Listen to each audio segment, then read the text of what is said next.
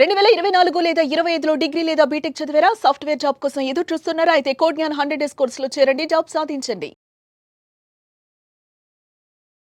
నమస్తే, welcome to Suman TV. నేను మీ anchor Shri. Right no మనతో పాటు ఉన్నారు హైకోర్టు అడ్వకేట్ అలగరి రవీంద్రనాథ్ గారు. ప్రతి ఒక్క ఆడపిల్ల పెళ్లి చేసుకున్న తర్వాత అత్తారింటికి వెళ్లాల్సిందే. అత్తారింటికి వెళ్ళిన తర్వాత కోడలుగా తన పాత్ర ఏ విధంగా ఉంటుంది, ఎలా ఉండాలి అని మనకి అమ్మ నేర్పిస్తే చట్ట ప్రకారంగా కోడలికి ఉన్న హక్కులేంటో తెలుసుకోవడం మన బాధ్యత. సో ఈ వీడియోలో దీని గురించి మనకి క్లారిటీ ఇవ్వడానికి అలగరి రవీంద్రనాథ్ గారు ఉన్నారు. వారిని అడిగి తెలుసుకుందాం. నమస్కారం అలగరి రవీంద్రనాథ్ గారు. నమస్తే అండి శ్రీ గారు. సార్, పెళ్లి చేసుకున్న తర్వాత ప్రతి ఆడపిల్ల ఇంట్లో ఎలా ఉండాలి, అత్తతో ఎలా ఉండాలి, భర్తతో ఎలా ఉండాలి అని తల్లి మనకి నేర్పిస్తుంది. కానీ చట్ట ప్రకారంగా కోడలుకున్న హక్కులేంటి, వాటిని ఏ సందర్భాల్లో ఎలా మనము సద్వినియోగం చేసుకోవాలి, ఇవన్నీ కూడా ఇప్పుడున్న ప్రజెంట్ సమాజానికి చాలా అవసరమైన విషయాలు అని చెప్పొచ్చు. సో అందులో భాగంగానే చట్ట ప్రకారంగా కోడలికి ఎలాంటి హక్కులు ఉంటాయి సార్? మీరు మొదటగా చెప్పినట్టు శ్రీ గారు, తల్లి చెప్తుంటుంది అత్తవారింట్లో ఎలా కలిసిమెలిసి ఉండాలి, అత్తగారితో ఎలా కలిసి ఉండాలి, మామగారితో ఎలా ఉండాలి, మరుదులతో ఎలా ఉండాలి, లేకపోతే ఆడపడుచులతో ఎలా ఉండాలి, భర్తతో ఎలా ఉండాలి, అవి మాత్రమే ఆ శుద్ధులు బుద్ధులు తల్లి చెప్పి పంపిస్తుంది. కానీ ఈరోజు మారుతున్న కాలంలో పరిస్థితులు కూడా మారుతున్నాయి. ప్రతి ఆడపిల్ల కూడా ఈరోజు స్వతంత్రంగా తన లైఫ్ స్టైల్ తను జీవిస్తూ ఉంది. అవును సార్. ఎంత రకాలుగా అనేక విధాలుగా ఎంత డెవలప్మెంట్ అయినప్పటికి కూడా, ఎంత చదువుకుని తన స్వతంత్రంగా తన కాళ్ళ మీద తను నిలబడినప్పటికి కూడా రోజు మాకు వస్తున్న కేసులు చూస్తుంటే కొన్ని రకాల ఇబ్బందులకు కూడా గురవుతున్నారు. అందుకే ఈరోజు ప్రతి పోలీస్ స్టేషన్లో చూసినట్లయితే అనేక కేసులు గుట్టలుగా పెరిగిపోతున్నాయి. పోలీస్ స్టేషన్కి వెళ్ళడం, కోర్టులకు రావడం, రకరకాల ఇబ్బందులు పడి ఉంటుంటారు. అంటే నేనేమంటానంటే ఒక లెసన్ ఉండాలి. నేను ఏమంటానంటే ఒక పాఠ్యాంశంగా, ఒక లెసన్గా ప్రతి లెసన్లో ఉండాలి. చట్టం మీద ఒక అవగాహన కల్పిస్తూ చట్టపరంగా ప్రతి ఒక్కరికి కొన్ని హక్కులు తెలియాలి. ఒక హక్కులు ఏం నేర్పిస్తుంది రాజ్యాంగం ద్వారా, మనకు చట్టం ద్వారా కనిపిస్తుంటే మనకు హక్కులు అన్నవి ప్రతి ఒక్కరూ తెలుసుకుంటేనే సమాజం బాగుండే అవకాశం కూడా ఉంటుంది. ముఖ్యంగా పెళ్ళైనటువంటి అమ్మాయి అత్తవారింట్లో వెళ్ళేటప్పుడు ఆమెకు కూడా హక్కులు ఉంటాయి. మనం చాలా సందర్భాల్లో చూస్తుంటాం, కొన్ని సినిమాల కథలో చూస్తుంటాం, జీవితంలో కూడా మన ఇరుగు పొరుగు వాళ్ళు, పక్కింటి వారు, ఎదురు ఉన్న వాళ్ళు కూడా ఆ అమ్మాయి అత్తవారింటికి వెళ్ళిన తర్వాత కొన్ని రకాల ఇబ్బందులు పడుతూ తన అమ్మకి చెప్పుకోలేక, తన నాన్నగారు చెప్పుకోలేక, తన బ్రదర్కి చెప్పుకోలేక, తనలో తను సతమతమైపోయి భర్త కోఆపరేట్ చేయలేక అనేక రకాల ఇబ్బందులు పడుతుంటారు. అందుకే నేను ఏమంటానంటే ప్రతి ఒక్కరు ఈ వీడియో చూడండి, ప్రతి ఆడపిల్ల ఈ వీడియో చూడండి, షేర్ చేయండి. అంటే ఆమెకంటూ కనీసంగా కొన్ని హక్కులు ఉంటాయి. ఏమిటా హక్కులు అండి ఈరోజు వీడియోలో మనం డిస్కస్ చేద్దాం. అందులో number 1, right to residence.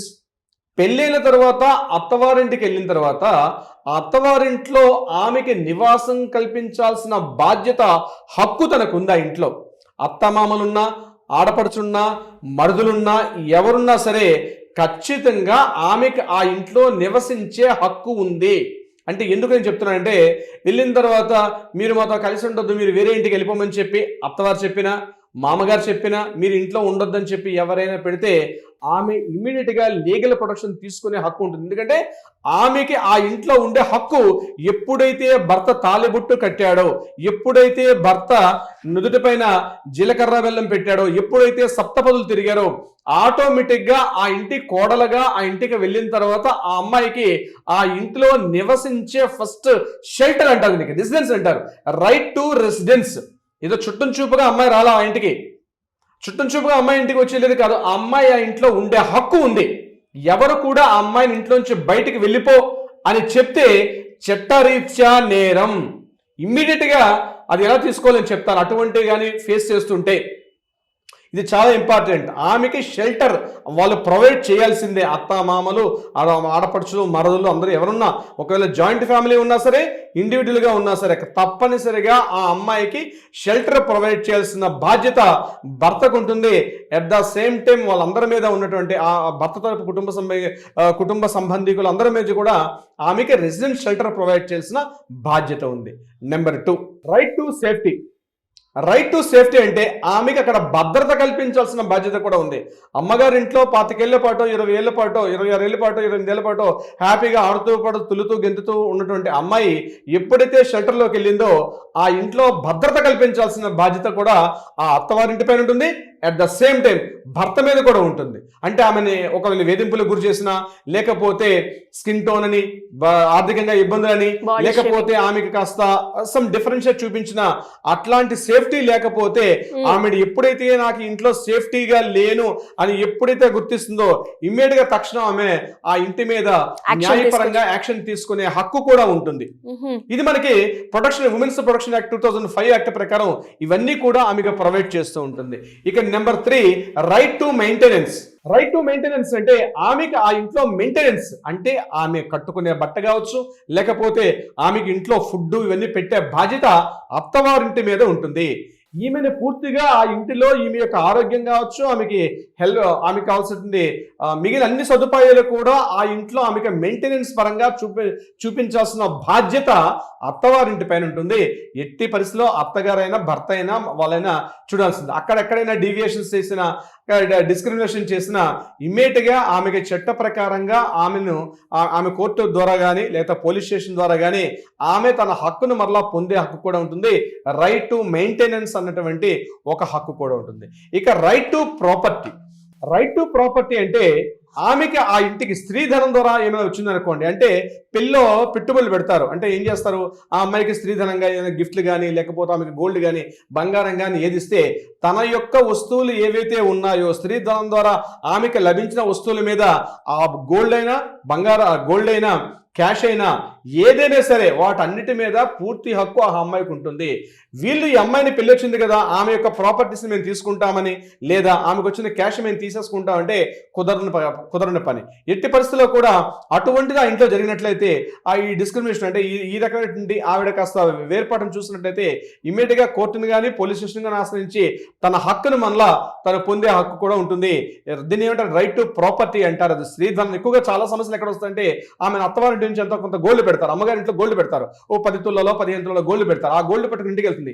Immediate గా ఏం చేస్తుంది, మా ఇంటికి వచ్చిందని చెప్పి ఇమీడియట్ గా అక్కడ ఆడపడుచో లేకపోతే అత్తగారు తీస్తే తమ కష్టంలో పెట్టుకుని మళ్ళీ ఇంటి నుంచి బయటకు ఇంటి పని చేస్తారు చాలా మంది.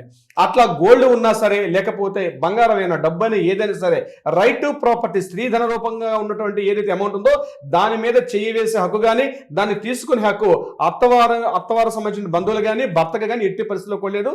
ఆమెకి కేవలం ఆ అమ్మాయికి ఆ ఇంటికి కోడలుగా ఉన్న వాళ్ళకు మాత్రమే బాధ్యత ఉంటుంది. ఇది రైట్ టు ప్రాపర్టీ అంటారు. ఇక రైట్ టు డిగ్నిటీ అనేటువంటి మరొకటి. రైట్ టు డిగ్నిటీ అంటే ఆమెకు ఒక గౌరవాన్ని కల్పించాలి. అంటే ఇంట్లో ఒక పని మనిషిలానో, లేకపోతే ఇంట్లో ఎవరైనా వచ్చినప్పుడు ఆమె డిస్క్రిమినేషన్ చేస్తూ దూరంగా నెట్టేయడము, లేకపోతే పొద్దున్న లేచి ఇంట్లో బండెడు సాగర చేయించడం. ఇప్పుడు మనం 80s లో 90s లో చూసేవాళ్ళం. బండెడు సాగర చేయించడం, ఇంట్లో అంట్లు అవన్నీ కూడా అక్కడ పడేసి ఆమె తోమించడం, లేకపోతే ఇంట్లో బట్టలన్నీ అంటే ఒక ఇంట్లో ఒక మెయిడ్ సర్వెంట్ లాగా ట్రీట్ చేస్తారు. మెయిడ్ సర్వెంట్ గా చేసే హక్కు ఆ ఇంటి అత్తవారికి లేదు. అది మీకు హక్కు ఏంటి, రైట్ టు డిగ్నిటీ అంటారు. ఆమెకి ఆ కుటుంబంలో ఒక గౌరవాన్ని కల్పిస్తుంది కాబట్టి ఆమెను నీట్గా అంటే గౌరవప్రదంగా చూసుకోవాల్సిన బాధ్యత అత్తవారి పైన, భర్త పైన ఉంటుంది. ఇప్పుడు నేను చెప్పే ఇన్ని పాయింట్స్ లో ఏ ఒక్క పాయింట్ లేకపోయినా ఆమె ఎక్కడైనా డిస్క్రిమినేషన్ కానీ, లేకపోతే డీవియేషన్ కానీ, లేకపోతే ఇతరత్ర ఆమె కాస్త నెగ్లిజెన్స్ గురైతే తప్పనిసరిగా ఇమీడియట్ గా దగ్గర ఉన్న పోలీస్ స్టేషన్ సంప్రదించడం, ఒక లెటర్ స్టేట్మెంట్ చేయడం. ఇమీడియట్ గా తను ఏదైతే జరుగుతుందో, చాలా మంది ఏం చేస్తుంటే గొడవపడి అమ్మగారి ఇంటికి వెళ్ళిపోతారు. అలాంటి పని మాత్రం ఎప్పుడూ చేయకండి. మీకు హక్కు ఉంటుంది, అత్తవారింట్లో మీకంటే హక్కు ఉంటుంది. చాలా మంది వస్తారు క్లయింట్స్ వచ్చి, సార్ మా గొడవ ఏంటి సార్, నేను మా అమ్మగారింటికి ఎందుకు రావాల్సింది, మీకు హక్కు ఏముంది, మీకు అమ్మగారింట్లో పెళ్ళైన తర్వాత మీరు ఉండాల్సిన బాధ్యత మీ అత్తగారింట్లోనే. ఏదో గొడవ వచ్చిందనో, ఏదో మాట పట్టింపులు వస్తే మీరు వెళ్లాల్సింది న్యాయపరంగా హక్కులు సాధించుకోండి. అంతే తెప్పించి పెట్టిబేట సర్దుకొని పిల్లలుంటే పిల్లలను కూడా సంకలో ఉన్న పిల్లలు ఉంటే వాళ్ళు ఎత్తుకుని తిన్నాక అమ్మగారింటికి వస్తే అమ్మగారు ఏం చేస్తారు, వాళ్ళు ఏమి చేసే పరిస్థితి, ఇక్కడికి వచ్చి కేసులు పెట్టబడుతుంది. మీరు అక్కడే ఉండి సాధించుకునే ప్రయత్నం చేయండి. మీకు చట్టాలు, న్యాయము, హక్కులు మీకు ఉన్నాయి. అట్ ద సేమ్ టైం మీరు ఏంటంటే గుర్తుపెట్టుకోండి, మీ హక్కులు మీరు తెలుసుకోవడం, వీలైనంత వరకు మీ కుటుంబ గౌరవాన్ని పెంచే విధంగా ప్రయత్నం చేయండి. మీరు తప్పు చేయకండి. తప్పు ఎవరైనా చేస్తే మీరు ఒప్పుకునే ప్రయత్నం కూడా మీరు ఎట్టి పర్సెంట్ హర్షించకండి. ఇవి చాలా పాయింట్స్ ఉంటాయి సిరిగా, చాలా లెంగ్తీ డిస్కషన్ ఇది, బట్ చాలా కీ పాయింట్స్ మనం మాట్లాడుకున్నాం. సిరి గారు, డెఫినెట్ గా సార్, మీరు ఏదైతే ఇన్ఫర్మేషన్ ఇచ్చారో ప్రతి ఒక్క ఆడపిల్ల తర్వాత కోడలుగా ఎప్పుడైతే మారుతుందో చాలా ముఖ్యంగా తెలుసుకోవాల్సిన విషయాలు అనొచ్చు. అండ్ పెళ్లి చేసుకోబోయే ప్రతి ఆడపిల్ల కూడా తెలుసుకొని అత్తారింటికి వెళ్ళినప్పుడు ఇలాంటి సందర్భాలు ఒకవేళ కనుక ఎదురైతే దీనికి మనం ఇలా పరిష్కరించవచ్చు అన్న ఒక ఐడియాని క్రియేట్ చేసింది అని చెప్పొచ్చు ఈ వీడియో ద్వారా. ఎవరైతే చూస్తున్నారో ప్రతి ఒక్కరు కూడా అంటే పెళ్లి చేసుకోబోయే వాళ్ళందరికీ కూడా ఈ వీడియోని షేర్ చేయండి. అండ్ అలాగే చూస్తున్న వారికి కూడా ఇంకా ఇలాంటి సిచ్యువేషన్లో ఉన్నప్పుడు ఇది మా హక్కు అని గుర్తించి యాక్షన్ తీసుకోవడానికి ట్రై చేయండి. సరే, మరి ఇలాంటి సందర్భాల్లో ఎవరైనా కూడా ఇంకా ఫేస్ చేస్తున్నారు, మాకు మీ గైడెన్స్ కావాలి, లీగల్ పరంగా మేము ముందుకెళ్ళాలి అనుకునే వాళ్ళు ఎవరైనా కూడా ఫ్యామిలీ రిలేటెడ్గా అయినా ప్రాపర్టీ రిలేటెడ్గా అయినా కూడా మిమ్మల్ని అప్రోచ్ అవ్వాలి అంటే ఏ విధంగా ఉంటుంది? రవీంద్రనాథ్ అడ్వకేట్, తెలంగాణ హైకోర్టు ఎప్పుడూ మీకు అందుబాటులో ఉంటారు. ఇటువంటి సమస్యలతో మీరు బాధపడుతుంటే మీలో మీరు కన్ఫ్యూజ్ అయ్యి డిస్టర్బెన్స్ అయ్యి మీలో మీరు లోపల కుమిలిపోకండి. మీ పేరెంట్స్ని చెప్తే వాళ్ళు కూడా ఏమి చేసే పరిస్థితి లేదు.